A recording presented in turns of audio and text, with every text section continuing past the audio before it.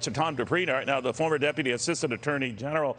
Tom, when you look at this and what's at stake for Democrats who want to make their case, because only a couple of weeks from now they make their closing argument on this case, does this have the potential then where they can go to the Justice Department and begin to make criminal charges, or does this all go away when Republicans take over, if they take over the House? Yeah, Neil, you're absolutely right. The Democrats have a pretty tight timeline here. They got a tight timeline for this hearing, and then they've got a tight timeline before November. I think they are going to be focused on developing facts and evidence, marshaling what they've collected already, and then either getting it into the hands of prosecutors or alerting prosecutors to what they have. I can promise you that a big component of tonight's audience are going to be people in the Justice Department, maybe in the offices of state attorneys generals, and just trial lawyers who are litigating things arising from January 6th, wanting to see what the committee has. They say, show us your hand, show us the cards, let us know the facts and evidence you've collected. All right, now a lot we understand is going to be any communications the former president Donald Trump had with a number of the key players in this, including Kevin McCarthy and a host of others. It was a distraught day. We're told that McCarthy himself was concerned that this was getting out of hand and all but begged the president at the time to sort of, stand down the troops, so to speak. I'm just wondering, those type of TikToks on the event, how persuasive are they? I guess depends on what is new or what we haven't heard before.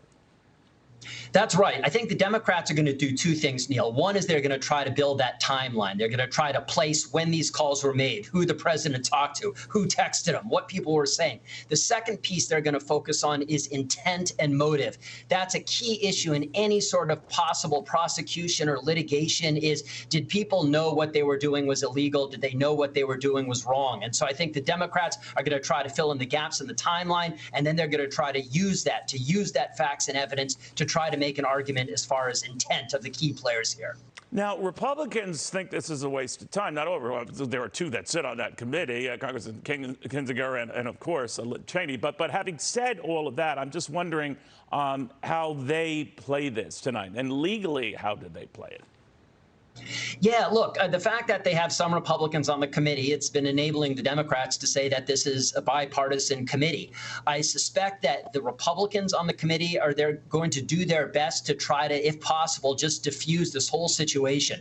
Because I think one huge risk for the Democrats is that this becomes seen by the American public as just, a partisan witch hunt, a partisan endeavor. And so I think the Republicans on the committee are going to do everything they can to try to tamp down partisan lines of attack and say, look, we're a neutral, independent committee like the September 11th committee, like the Watergate committee, that's really just trying to get to the truth of what happened on January 6th. Now, we will have a little later on in the show a former South Carolina Republican congressman who is urging right now, Tom, that Republicans get engaged in this and look at least concerned about what happened that day and to show that there'll be no threat of that happening with a future Republican or Democratic administration, that it was a close call. If they don't make that case, and this is seen to be politicized and few minds will be changed, is all of this a waste of time? Well, that's the thing, Neil. I mean, look, we know that most Americans are pretty familiar with what happened on January 6th, and my guess is most Americans have probably made up their minds one way or another. That's why I think this committee has an uphill battle in capturing the attention of America, saying we've got something new, either new facts and evidence you haven't seen before, or just presenting the evidence that we have in a different light, to your point, to say this is really important for the future of our country, for the future of our democracy. Here's why you should care about it. In the year 2022, that's a tough battle, and we'll see how the Democrats do. Tom Dupree, thank you very much, my friend.